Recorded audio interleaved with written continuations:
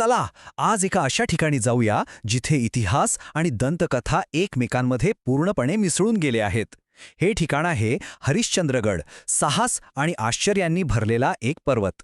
याच्या रहस्यांचा शोध घेण्यास तयार आहात ना? या प्राचीन किल्ल्याचे रहस्य उलगडण्यासाठी ना आपल्याला सगळ्यात आधी एका गुहेत शिरावं लागेल. हो, एका दंतकथेच्या गुहेत, जी थेट काळाच्या चक्राशी जोडलेली आहे. हीच ती भविष्यवाणी आहे जी ऐकल्यावर अंगावर अक्षरशः काटा येतो. एक स्तंभ तुटणार आणि जग संपणार. ही फक्त एक दंतकथा आहे की यात काहीतरी खोल अर्थ दडलेला आहे? चला शोधूया. आणि ही भविष्यवाणी कुठे आहे? तर केदारेश्वर नावाच्या गुहेत.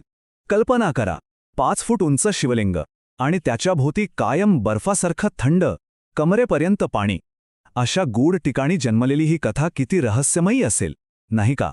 आणि आता येतो या कथेचा सर्वात धक्कादायक भाग. ज्या 4 खांबांवर हे सगळं विश्व टिकून आहे असं मानलं जातं, त्यातले 3 खांब ते तुटलेले आहेत. हो, अगदी बरोबर ऐकलं. फक्त एक शेवटचा खांब आज उभा आहे. बरं, इतका वेळ आपण दंतकथेबद्दल बोलतोय, पण ही अविश्वसनीय गोष्ट प्रत्यक्षात आहे कुठे?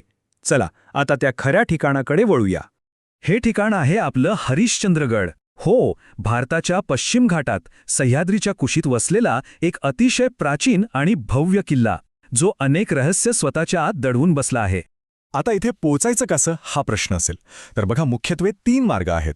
पहिला पाचनईचा, जो सगळ्यात सोठा आणि जास्त वापरला जाणार आहे, 2-3 तासात पोचता येतं.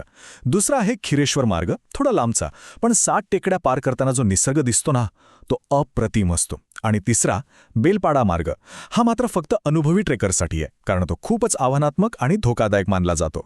चला आता या किल्ल्याच्या इतिहासाचे एक एक थर उलगडून पाहूया. इतकं अद्भुत ठिकाण नक्की कसं तयार झालं असेल? याचा इतिहास खूपच जुना आहे. म्हणजे विचार करा, 6व्या शतकात कलचुरी राजवटीत याची पायाभरणी झाली. त्यानंतर 11व्या शतकात इथल्या गुहा कोरण्यात आल्या. 14व्या शतकात तर महान योगिक चांगदेवांनी इथे तपश्चर्या केली होती. आणि मग बऱ्याच काळानंतर 1747 मध्ये मराठ्यांनी हा किल्ला मुघलांकडून जिंकून घेतला. म्हणजे कितीतरी राजवटी या किल्ल्याने पाहिल्या आहेत.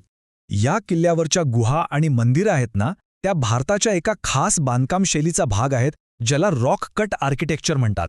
म्हणजे काय तर विटा दगड जोडून बांधकाम नाही करायचं, तर एक अख्खाच्या अख्खा डोंगर किंवा खडक निवडून तो आतून कोरून या वास्तू तयार केल्या आहेत. कमाल आहे की नाही? पण थांबा, हरिश्चंद्रगड म्हणजे फक्त केदारेश्वर गुहा नाहीये. अरे, याच्या पलीकडे तर आश्चर्यांचं एक वेगळंच जग आहे. चला बघूया अजून काय काय आहे इथे. या किल्ल्यावरचं सगळ्यात उंच टोक आहे तारामती शिखर. त्याची उंची आहे तब्बल 1429 मीटर्स, म्हणजे जवळजवळ 1.5 किलोमीटर उंच. विचार करा किती भव्य असेल ते. आणि एकदा का तारामती शिखरावर पोहोचलात की मग काय, तिथून दिसणारं दृश्य म्हणजे अवर्णनीय. संपूर्ण नाणेघाट पर्वतरांग डोळ्यांसमोर असते. सिद्धगड, कुलंग सारखे किल्ले दिसतात. आणि हो, असंही म्हणतात की तिथल्या जंगलांमध्ये बिबट्यांचा वावर असतो. इतकं समृद्ध आहे हे ठिकाण. आता येऊया हरिश्चंद्रगडाच्या मुख्य आकर्षणाकडे, आणि ते म्हणजे कोकण कडा. हा एक अर्धवर्तुळाकार प्रचंड मोठा कडा आहे. आणि इथे एक अशी नैसर्गिक घटना घडते जी जगात दुसरीकडे कुठेच पाहायला मिळत नाही. व्हर्टिकल क्लाउड बर्स्ट, म्हणजे ढग कड्यावरून खाली कोसळतात आणि वाऱ्याच्या दाबामुळे पुन्हा वर आकाशात फेकले जातात. हे दृश्य पाहणं म्हणजे एक अविस्मरणीय अनुभव आहे. इथेच एक हरिश्चंद्रेश्वर मंदिर आहे. आणि याचं वैशिष्ट्य काय तर हे सुद्धा एकाच मोठ्या खडकातून कोरून काढलेलं आहे. त्याच्या भिंतींवरचं कोरीव काम पाहिलं की त्या काळातले कारागीर किती कुशल होते याचा अंदाज येतो. तर एवढं सगळं पाहिल्यावर आता परत फिरूया आपल्या मूळ प्रश्नाकडे. त्या गुहेतल्या 4 खांबांचं रहस्य काय आहे? त्यांचा आणि जगाच्या अंताचा काय संबंध आहे? या रहस्याची किल्ली सापडते हिंदू कालगणनेतल्या युग संकल्पनेत. बघा, हिंदू धर्मानुसार काळ हा 4 युगांमध्ये विभागलेला आहे: सत्ययुग, त्रेतायुग, द्वापारयुग आणि कलियुग. असं मानलं जातं की प्रत्येक युगानंतर चांगुलपणा कमी होत जातो. आता बघा, हे सगळं कसं जुळून येत आहे. ते 4 खांब म्हणजे ही 4 युग. त्यातले जे 3 खांब तुटले आहेत ते म्हणजे संपलेली 3 युग: सत्य, त्रेता आणि द्वापार. आणि तो एकटा उभा असलेला शेवटचा खांब, तो म्हणजे आपलं सध्याचं युग, कलियुग.